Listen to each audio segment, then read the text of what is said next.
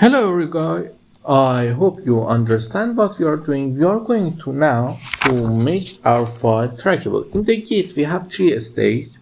The first stage is working directory where the files did not drag and use anything about them. And we have a staging area, and in the staging area is the where the commits are created and tracked.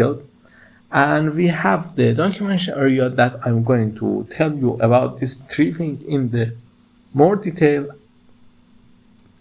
in the coming lessons. Okay, now how we can track our file? It's really easy. We need to say git add with this comment hello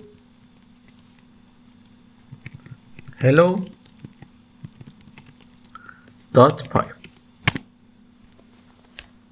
Now when we set the git status,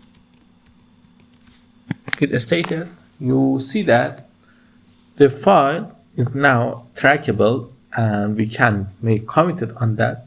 What does it mean? It means that whatever we do with our file, when we delete it or change it or change its name or rename it or make any differences in it, the Git is tracking the differences and saving them for us.